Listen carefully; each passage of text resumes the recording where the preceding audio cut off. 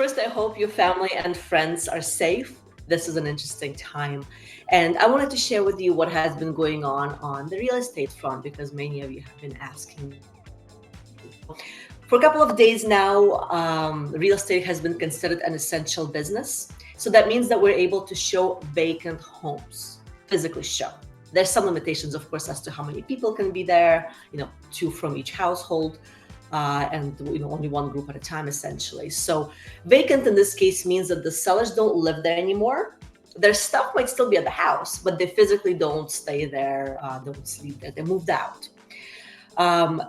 There is a way to avoid having looky-loos come to the house by requiring buyers to show proof of funds and lender loan approval before seeing the home in person. So think of seeing the home in person kind of as the last step.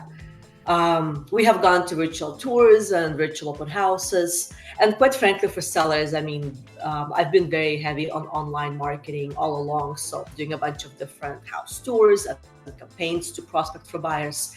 So there's not much change on that on my front, at least for marketing, just doing more of it more intensely. I do love the virtual open houses though, because there's a better way to track qualified, ready-to-go buyers and focus on them and follow up with them. So I think that's a net win actually on that front. And overall, the trend right now is towards virtual staging. Most homes do that. There's some data that shows that it's beneficial. We know that physical staging is very, very beneficial as far as the purchase price goes, which right now that's not allowed. We can't stage physically. So virtual staging, there's a strategy to make sure that we don't build up buyers' expectations of what the house looks like, and then they come to see it in person and it's empty and they don't feel so good about it. So there's a strategy behind how to handle that properly. So we've got that covered. And then for owner-occupied homes, where the seller still lives there, the only way to physically see a house for a buyer right now is when they get their keys, aka when they buy the house. There is absolutely no legal way for a buyer to physically see a house which is currently occupied. So the workarounds there are, of course, to research every inch of the property on Google Maps, Google Street View, Google Satellite. Sellers are hopping on calls, video conferencing calls with buyers and realtors, kind of showing them every room, every corner, measuring things, whatever the buyer needs. Sellers are accommodating.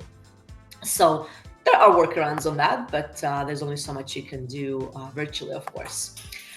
So let's take a look at what that actually means as far as the market activity goes and take a look at the actual numbers. So let's take a look at the solds. That's another interesting data point over here. That will be the green line over here.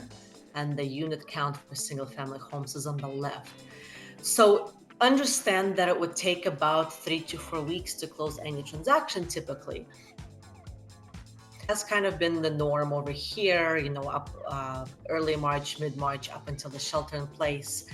And then for transactions that were under contract, that were pending, a lot of them got put on hold with a couple of days for a delay, maybe a week for some. It just depends on what the lenders were doing.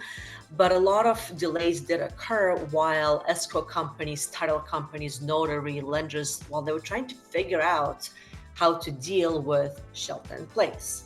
So there was a little bit of a pause. And then when things got unpaused, naturally, we saw this big spike, not big spike, but we saw the spike in the number of actual closings, actual closed sold transactions.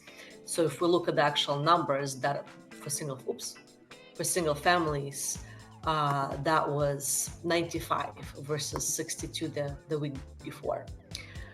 After that, we kind of went back to normal and a little bit less, because homes that were getting into contract in early March when the virus was kind of going around, didn't really see any impact on the buyer seller side, but I guess it looks like in the units the decrease, not by too much, but they did. So we're looking at 26 homes that closed last week. I do expect inventory to go up now that we're allowed to show vacant homes, and the inventory is going to get sold because buyers who are serious, they are looking at the reality of it is that interest rates are low, and especially for first-time home buyers, it is cheaper to buy than rent. So it'll be interesting to keep an eye on the market and what happens. Let's take a look at Santa Clara County. As far as the numbers go, we're looking at single family homes here. And the idea, I just wanted to give you a feel of the trends, what's happening versus dive into the exact numbers. If I look at townhomes, condos, the trend is consistent. So this is single families for now. The blue line here shows us the total inventory of homes. This is the axis for that. So we're looking at early March, the shutdown, the shelter in place got announced over here on March 16th, became effective that week. And only last week, so we've had that for 2 weeks where nobody was able to conduct business as far as physically showing any house. And then last week over here, realtors got the green light to be able to show physically vacant homes. There's not enough data around that yet, but we'll keep a close eye on the market to see how things trend. But I'm seeing an uptick in inventory, which makes sense because people are able to see the inventory, so more is listed. So let's take a look at the total homes first, this blue line over here.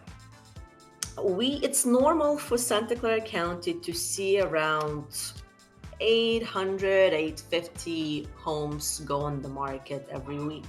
And we were hovering around 825, kind of over here. Early March, things make sense. COVID was already in place. It wasn't in full bloom yet.